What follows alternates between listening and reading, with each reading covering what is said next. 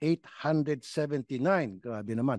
Sana nilubos-lubos nyo na lang. Ginawa nyo lang sigurong 1 million.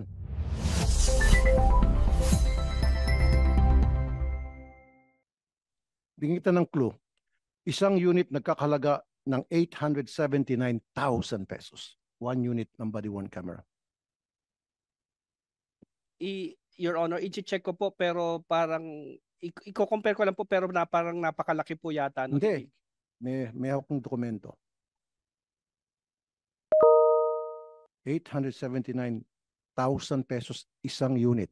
Although ginastify nyo yan sa COA, marami kayong mga nilagay, kung ano-ano mga requisitos, pero still 879,000 pesos one unit lang. At nasaan itong mga cameras na ito? Ginagamit pa rin ba ito? Tama po, Your Honor. In fact, meron po tayo sa PPA po na tinatawag po nating National Port Surveillance Center po. Meron po tayo, ito pong body-worn cameras po natin, integrated po ito doon sa regular po nating surveillance system sa CCTV po. Ito po, dala-dala po ito ng mga port police po natin, Your Honor. Sige, integrated, etc. Pero 879,000. Come on. Ang inyong binilihan ay Boston Home Incorporated na ang capital lamang nito ayon sa SEC ay 10 million. And yet, nabigyan nyo ng kontrata na almost $1 billion. At pinuntahan namin tong kumpanyang to, apartment. Wala kang ginagawang due diligence. And, sumagot. Dati na itong na-flag down ng COA dahil nagbenta ng mga defective na mga kagamitan sa EMB, Environmental Management Bureau. Kung nag-check lang sana kayo, pinuntahan nyo sana itong opisina nito, nakita nyo apartment lang pala ito, ba't kami bibili rito ng daan-daan million worth of cameras? At kung nag-check lang sana kayo ng background nila, malalaman ninyo na ito'y nagbenta ng defective na mga equipments sa EMB.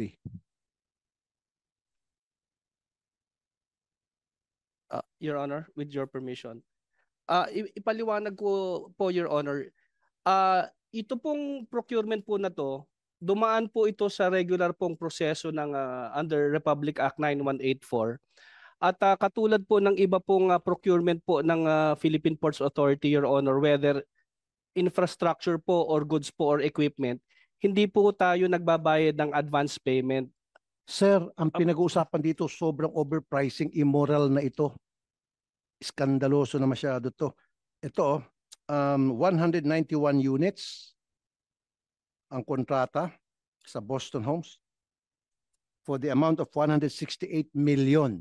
I-divide mo yung 168 million sa 191, magkano yan?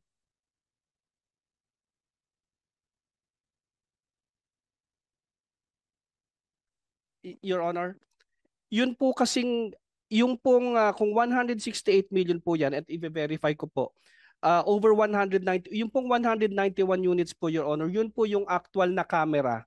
Pero hindi lamang po kasi po, Your Honor, yung camera, meron po kasi itong sistema, meron po itong servers na kasama.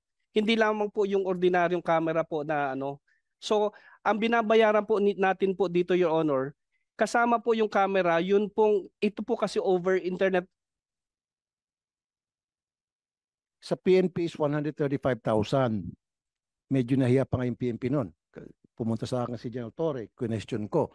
Ang dami niya explanation, just like what you're explaining now, 135. Pero sa inyo, 879. Grabe naman. Sana nilubos-lubos nyo na lang, ginawa nyo lang sigurong 1 million.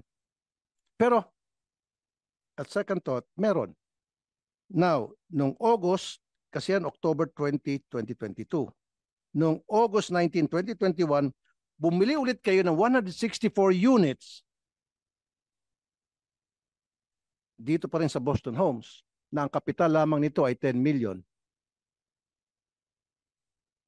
in the amount of 168,680,000. Yan na yan. 1 million pumapatak bawat isang unit. 10 million lamang paid up capital nitong kumpanya at binigyan nyo ng ganitong kalaking kontrata at napaka-iskandalosong amount to.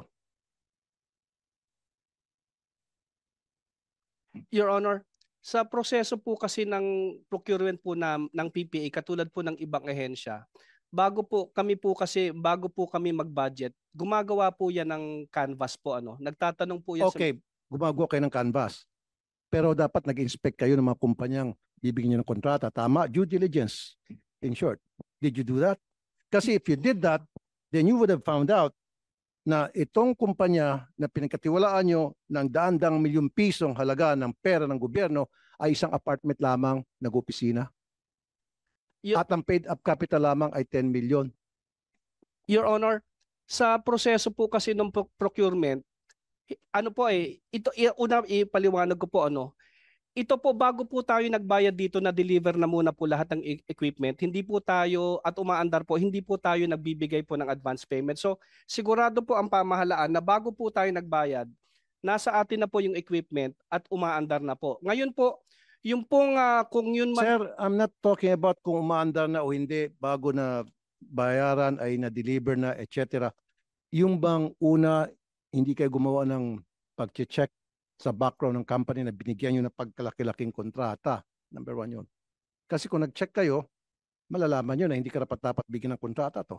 Kami nag-check kami, pinuntahan namin, apartment, ang address niya ng kumpanya. Your Honor, thank you po.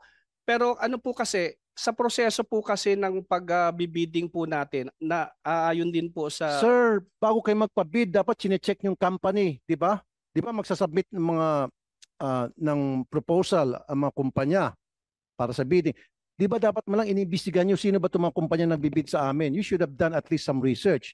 If you did that, then this would have not been qualified kasi malalaman din nyo na ito ay na-flag down na ng COA na nagbenta ng defective equipment sa EMB. Your Honor, maraming salamat po doon sa suggestion. Moving forward po, we will take that into consideration and isasama po natin sa proseso po natin. Pero kasi po, sa pagkakataon po yan, Your Honor, nung pre-procure po yan, tayo po ay sumusunod lamang po doon sa requirements po sa 9184 at sinisigurado naman po natin na lahat po ng... Anong nakalag 9184? Well, una po, Your Honor, number one, meron po tayo nire-require na base po doon sa kontrata na ating i-award. Kasi po hindi naman po tayo nag-check until after po post-qualification. Kasi hindi po natin alam hanggang sa actual na araw po na ihuhulog po nila yung kanya-kanilang bid kung sino po yung mga kontratista na magpa-participate po sa bid. Pagkatapos po at mabuksan po yung bid, kung sino po nagka-qualify po doon sa dokumentasyon nila at pumapasok po doon sa authorized budget for the contract na doon po magkakatalo bago po buksan yung financial bid, doon pa lamang po chine-check kung kwalipikado. Marami po doon na di-disqualify. Okay. Sino po yung mga nag-bid aside from Boston Home? Pwede kung mamarapatan nyo po, Your Honor, we can submit po to your office. Yun po minutes po nung Bids and Awards Committee meeting po, particular po doon. So sabi mo, ano to, seal bid, right? And then bubuksan, and then kung sino yung pinakamababa, yun pipiliin nyo, and then you would do post qualification. Yung normally po kung sino po lahat po ng kwalipikado, hindi po necessarily yun po yung kasi po may mga nagbibid na maaaring mas mababa ang bid nila pero Hindi nga sir, paiksin ko na. Okay, sige. Binuksan nyo yung lahat ng mga nagbid, and then minanalo na. Ito na nga, yung Boston Home. So, once na-determine nyo na panalo itong Boston Home because siya ang pinaka-lowest bidder, mag-imbestiga na kayo, tama? Lowest qualified bidder po. Lowest qualified. Yes po. Mag-imbestiga na kayo. Magpo-post qualification po, Your Honor. Post qualification. Sinong gumagawa ng post qualification? Yung post qualification po, Your Honor, meron pong technical working group po, yung Sino Bids yung and Awards technical Committee. working group? Yung pong technical working group, taga ano din po yan, taga ahensya din po yon. Hanggang ngayon, sila ba ay nakaupo pa rin dyan? Maaari po, Your Honor, since kung 2020 po yan, maaari pong may iba po dyan ay nakapag-retiro na po. Secretary Lopez, sibakin mo nga to. I'm asking you. Imbestigahan mo to at sibakin. Dahil may kuntsabahan dito na para dugasan yung gobyerno. Really. Kahit na ano pang palusot mo, Mr. Santiago, hindi ka tanggap-tanggap yon. post-qualification, sabi mo, Bids and Awards Committee, mag-imbestiga. Kung nag-imbestiga kayo, malalaman nyo na ito ay nagbenta ng mga defective equipment sa EMB. Bago nyo sana talagang totally gino yung kontrata.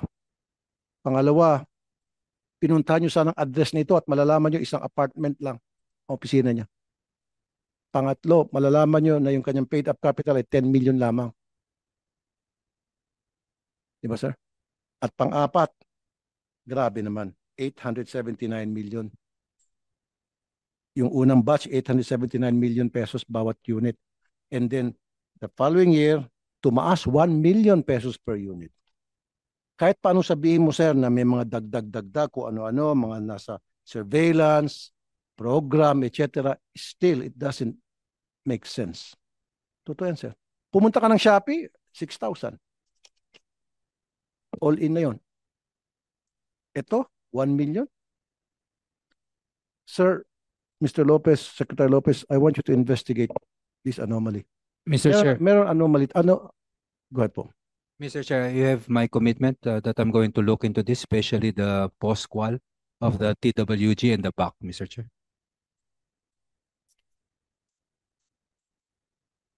Okay. Naku, baka mapapalitan ka rito, Mr. Santiago. Na-plug down din kayo sa mobile x-ray machines. Mobile X-ray, wala po kaming procurement ng mobile X-ray, Your Honor.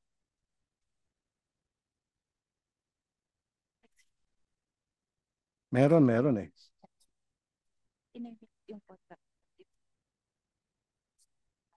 Purchase of 6 units of vehicle x-ray machines. Procurement of 6 units of x-ray machines for RoRo ports. Your Honor, yan po mismo, ako po mismo ang nagpakansela niyan. Dahil nung wala pong nabayaran diyan dahil nung yan po ay dineliver, ako po mismo nag-inspeksyon at hindi po ako nasiyahan doon sa dineliver po nila at ako mismo po ang nagpakansela niyan. This is Rapid News. Stay informed, stay connected. Subscribe for more updates.